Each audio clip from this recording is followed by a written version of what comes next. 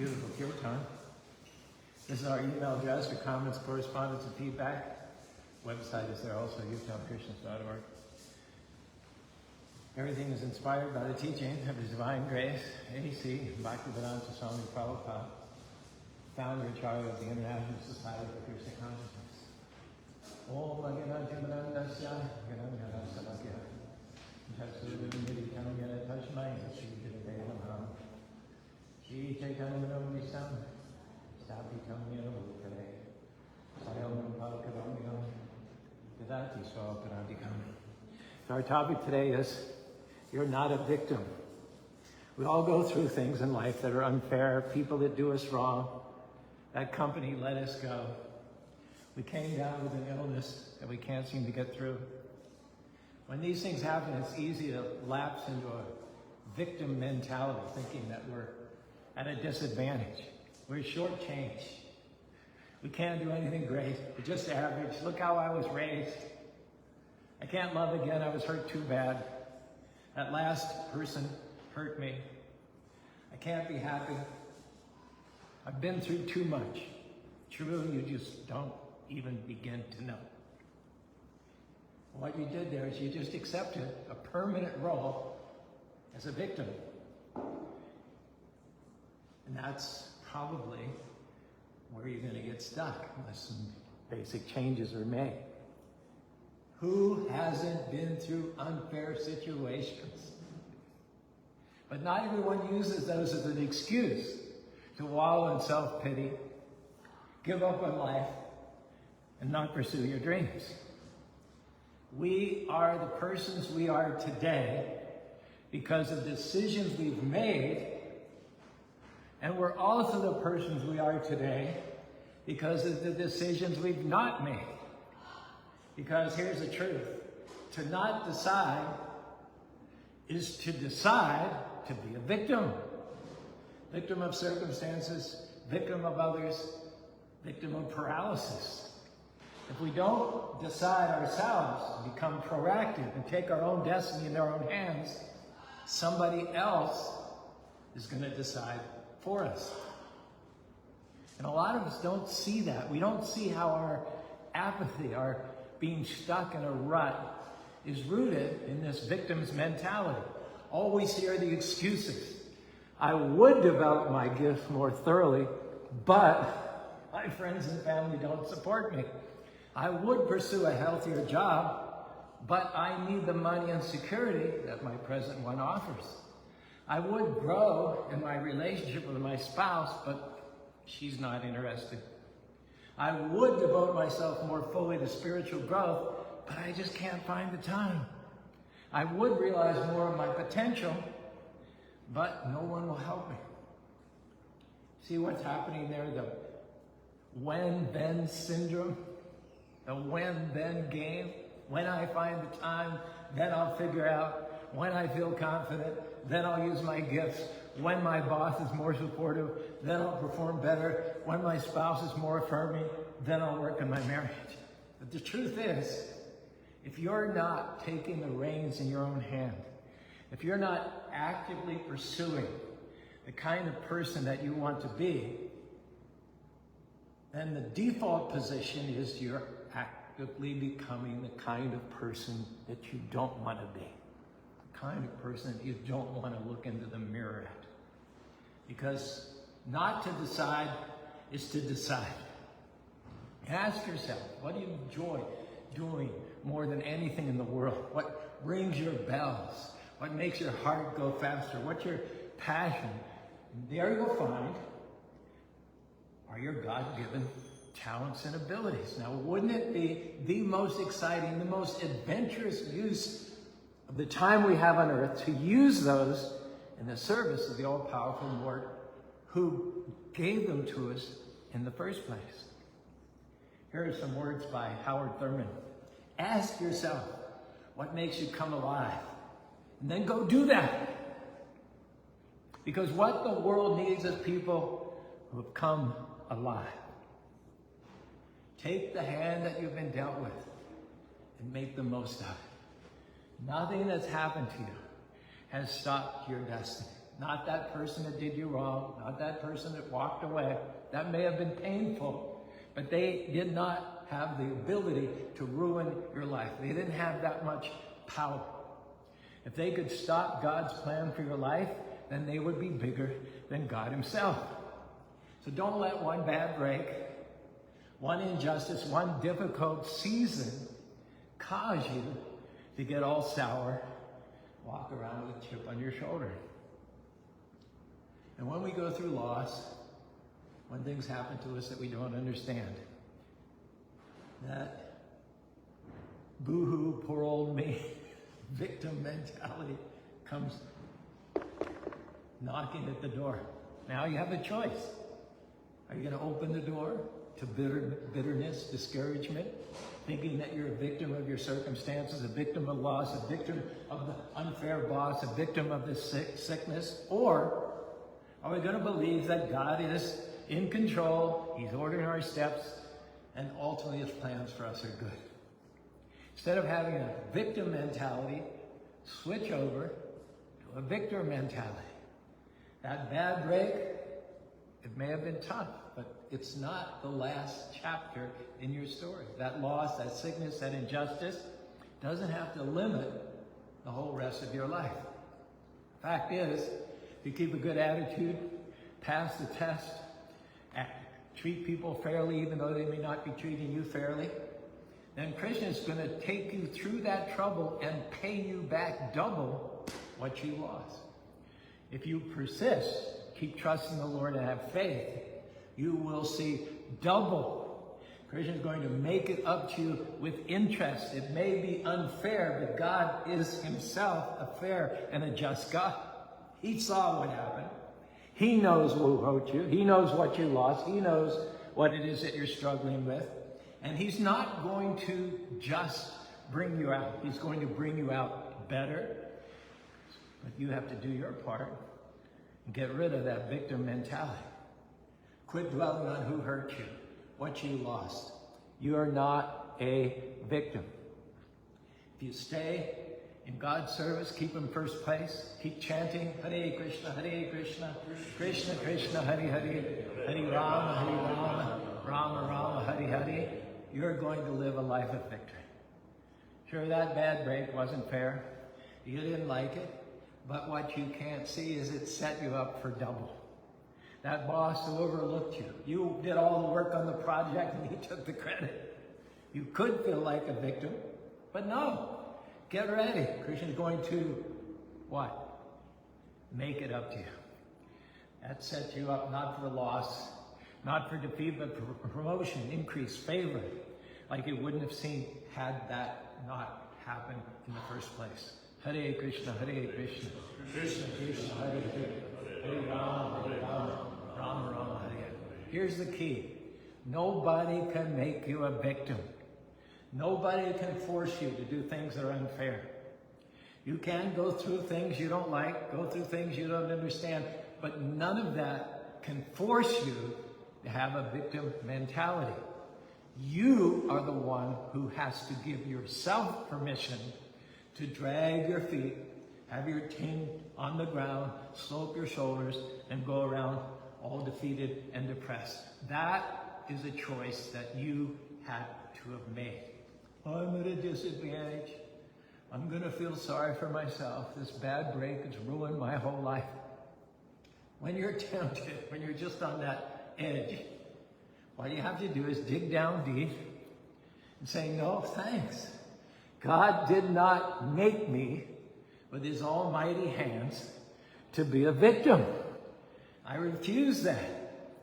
I refuse to live bitter. I refuse to be angry, thinking that I've been shortchanged. Because I know that God's still in control. Not a blade of grass moves, not a sparrow falls to the ground, but that he doesn't sanction. And I know something even more important, that he did not bring me this far to leave me. And what was meant for my harm, he's going to turn around and use it to my advantage. In the 1960s, in the east side of Manhattan, twin brothers, Liam and Sean, they grew up in a very rundown area, in chaos, you might say. Home life was defined by poverty, neglect, single parent, cycle of instability that left them feeling throughout their childhood abandoned and angry. Now, Sean, he carried this weight of loss and disadvantage as a catalyst for spiritual action. One day, he was out walking near Tompkins Square Park, and he was drawn by the sound of rhythmic chanting.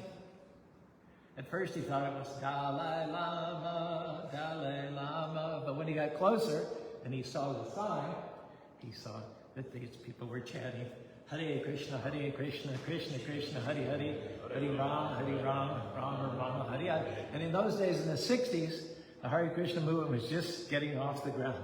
So he listened to what the speaker had to say in the interim between the chanting.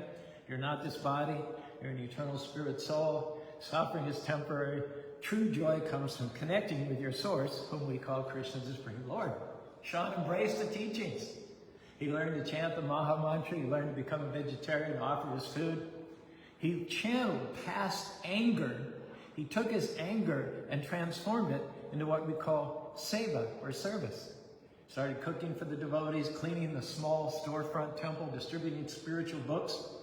And when he was faced with a roadblock or a setup, like being mocked, when he was publicly chanting on the street or running out of funds, which they always were doing in those days, he refused to say, I can't. He took responsibility for his own progress, and he viewed every difficulty as God's arrangement to strengthen his faith. He surrendered more and more, day by day by day, becoming more completely transformed from a life which was nothing more than a chronicle of one complaint after another, into a life of one type of service after another, after another, after another. And as a result, he became a beacon of peace, resilience, a true victor over his early hardship. Now his twin brother, just the opposite, allowed himself to become a victim of the past. He weaponized their early history, saw the world as owing him compensation for his pain, interpreted injustice not as having a great universal spiritual truth, but as a personal attack that the universe was out to get him. Every failure that he subsequently encountered in school, work, or relationships was immediately traced back to his disadvantaged childhood. And when he saw his brother chanting, smiling, beaming, he would sneer and accuse him of escapism, of running away. You think chanting is going to fix the world that hurt us? What Liam had done was chose the narrative of the victim. It's not my fault. It's the government's fault. It's the system's fault. And eventually it was his brother's fault for being too weak not to go around with a chip on his shoulder all the time. And what's happening here is he refused to hold himself accountable, constantly believing that better circumstances had to arrive before he would bother to try harder. Never ventured beyond his comfort zone because of the risk of failure, which would then confirm his belief that the world was against him. His life spiraled into a cycle of self-pity, resentment, and a focus on the unfairness of the past. And what happened is potential was all wasted. In his heart, rock hard. Both men had the same start, the same trials, the same access to the same spiritual wisdom, circulating just blocks away from their childhood home. One used his suffering to justify surrendering to Kṛṣṇa and became a victor, while the other used it to justify surrender to self-pity. He remained trapped by a past that he refused to leave behind, taking the past with him into the future.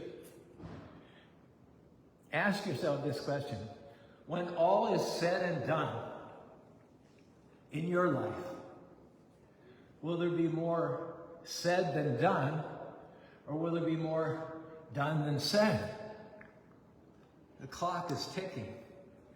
Krishna's adventure for each and every one of you is waiting. The time is short. Our assignment is great. Don't waste time wallowing in self-pity with a victim's mentality. Rather, affirm to yourself each and every morning and throughout the day, I refuse to be a victim. I'm not a victim of my brother's jealousy. I'm not a victim of that person who lied about me. I'm not a victim of the coach who belittled me. They did me wrong, but Kṛṣṇa promised he'll make it up to me. They forgot about me, but Kṛṣṇa remembers each and every betrayal, every slight, every injustice. They tried to push me down, but the further they tried to push me down, if I pass the test, keep chanting, the more Kṛṣṇa will raise me up in the end. People will say, oh, okay, true. That's just pie in the sky. Accept it. You're a victim. Every indication is you're a victim. Why don't you just accept it? Accept it. God doesn't care about you. You're only one of the 6 billion people on the planet. Don't give yourself so much credit. God doesn't know about you. He's not going to give you the time of day. He's not watching you. Yes, he is. He promises in the Bhagavad Gita that he's in the heart of every living being. He's the source of knowledge, remembrance, and forgetfulness. Kṛṣṇa is watching. Kṛṣṇa sees me shaking off the self-pity, doing the right thing, even when it's hard, being good to people that weren't being good to me, giving it your best, even when you're not seeing that breakthrough that you've been hoping for. Kṛṣṇa, God himself, descended onto earth from the spiritual world 5,300 years ago to show us who he really is and to offer us his protection, his power, his love, and to invite us to come back to home, back to Godhead. No matter what you're facing at the moment, no matter how long you've been facing it, Kṛṣṇa's promise hangs up there eternally, telling us that he has victory in store for you. Prabhupada said these words, Kṛṣṇa is giving protection, but not as much as he wants to give you protection. Why? Because you deny to accept it. Because you deny to accept his protection, therefore he's giving you protection only as much as you want. And Prabhupada goes on to say, if you want full protection, his promise is there in the Bhagavad Gita. Sarva dhamman parityagya mam ekam sarana aham tamsa mokṣyasya. Give up your manufactured, concocted, puny, man-made means of protection and surrender to the Almighty Lord. Then you're going to get real protection. The whole narrative of the 5-year-old prince, Prahlāda Mahārāja, in the 7th canto of the Śrīmad-Bhāgavatam is a great example of a devotee choosing the victor's mentality over that of the victim, even in the most extreme circumstances. Prahlāda was born under unfair circumstances. He was born in a whole race of demons. Not only was he born in a whole race of demons, but he was born as the son of Hiraṇyakaśipu, the king of the whole race of demons, who happened to also be the most powerful king in the universe at that time. And he harbored an intense enmity towards Lord Viṣṇu. Lord Viṣṇu had killed his brother Hiraṇyakaśipu. Prahlāda, however, having heard about Kṛṣṇa from within the womb of his mother, was a staunch devotee of Viṣṇu. So his father considered that his son's devotion to his enemy was the worst kind of a betrayal. And his father did everything he could. Prahlāda had already been born in what might be called a victim circumstances, and now his own father does everything that he can do, the most powerful king in the universe, to a 5-year-old boy, to further victimize his son. He tried to kill him. Imagine. By poisoning him, throwing him over a cliff, putting him under the feet of a war elephant, throwing him in a pit of cobras, into a raging fire. Prahlāda withstood it all by, number one, he never forgot his identity. He was a spirit soul. Soul can't be cut by weapon, burned by fire, withered by wind, or drowned by water. So he thought, my father may be the most powerful person in the universe, but he's not powerful enough to kill me, the soul. He understood that about his true identity, distinct from the body and the bodily circumstances. So that prevented him from being emotionally paralyzed by the pain that was inflicted on his body. Second, he was unperturbed. He had a resolution to be cool and calm no matter what happened. And he could be that because, number one, he was fearless. He had nothing to lose. And he was also blissful. And all of that is chanting, Hare Krishna, Krishna Krishna, Hare Hare, Hare Rama, Rama Rama, Hare. Smiling. His father was fit to be tied. And he was constantly thinking that no matter what happens to me, Krishna is going to use it for my good. And so he didn't resort to denial or self-complaint or even self-defense. Not a finger did he lift in his defense. Thirdly, radically surrender. Not 10%, 20%, 50%, 70%, but 100% surrender. This is called Śrīmad-Bhāgavatam, trusting absolutely the Supreme Lord's protection and his plan. He knew that the temporary power of his father was in fact coming from Viṣṇu. The source of the power that his father was using to torture him was in fact coming from Viṣṇu. And that the power that his father had on borrowed time from Viṣṇu was nothing compared to the power of Viṣṇu. And the power that his father had to try and kill him was nothing compared to the power of Viṣṇu to protect him. And lastly, in all of this, rather than cultivating bitterness and revenge, which would be typical, I think you'll agree, of a victim, Prahlāda demonstrated compassion.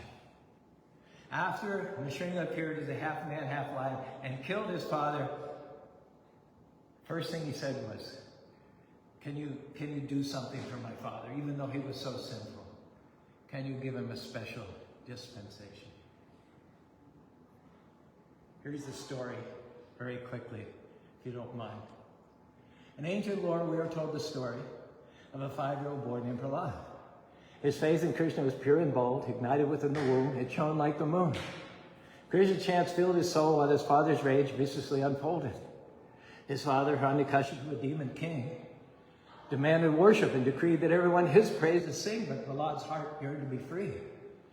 Father used threats and torments to break his son, the spirit to destroy. Though poisoned, trampled, thrown in the ocean, Prahlāda's devotion was unbroken. Through every trial, Prahlāda held fast. The Lord protected him as he passed every test. Even Holika, the demoness of fire, herself was burned in a flaming pyre. To kill the demon, the Lord appeared from a pillar as Narayana, half man, half lion. With a mighty roar, he tore the demon apart. And Prahlāda prayed to the Lord with tears in his eyes, Lord, please hear my cry. Though my father was blinded by pride, consumed by hatred, break into his darkness, let mercy preside. Prahlāda's devotion conquered all. The Lord did make an exception for his father, and out of his broken body offered redemption for his soul. May the story of Prahlāda be forever told. His faith was untamed despite a demon king's rage. Devotion was his armor, come what may. Krishna's names never left his lips. May the fame of those who proclaim the glories of the Lord live forevermore. So Prahlāda's life, I think you'll agree with me, demonstrates that the victor's mentality is not about conquering external enemies, but conquering the internal enemy of despair, self-pity, attachment to temporary outcomes, by taking absolute shelter of the Supreme Personality of Godhead. He converted every calamity into an opportunity. He converted every calamity into an opportunity to deepen his remembrance of and attachment to Kṛṣṇa. Hare Krishna, Hare Krishna, Krishna Krishna, Hare Hare, Hare Rama, Hare Rama, Rama Rama, Hare. Don't misunderstand this. We're not minimizing disadvantaged circumstances. We know some things, many things, are not at all easy. But we also know this, And you can't move forward if you're playing the victim role. It was painful, but staying a victim will keep you in pain. It will bring more headache. Unless and until you turn it over to Kṛṣṇa and live from a place of wholeness, peace, victory. Negative things may have happened, of course. Nobody's an exception. But don't let what you've been through become your identity. Don't become known as the person who went through a divorce, the person who went through that tragedy, the person who loved that, who lost that loved one, the person who lost their job. That's not who you are. That's what happened to you. Every unfair thing, our message today has set you up for victory. Now, you can't have great victory without great challenges. Kṛṣṇa would not have allowed those challenges unless he had a great destiny in store for you. Now do your part. Take the hand you've been dealt with. Make the most of it. If you do this, I believe that what was meant for your harm, Kṛṣṇa is going to turn to your advantage. Like Prahlāda Mahārāja and all the heroes of faith, you are going to turn defeat into victory, turn your challenges into chances for promotion, restoration, healing, freedom, abundance, the fullness of your destiny in this life. Next life, you're going to go back to home, back to Godhead. Well, thank you. That's our message today. And if any of that resonated with you, you're welcome to raise your hands and say along with me. Hare Krishna, Hare Krishna, Krishna Krishna, Hare Hare, Hare Rama, Hare Rama, Rama, Hare Hare. You're welcome to stand up and come to the front with us and sing this song, Victory, together.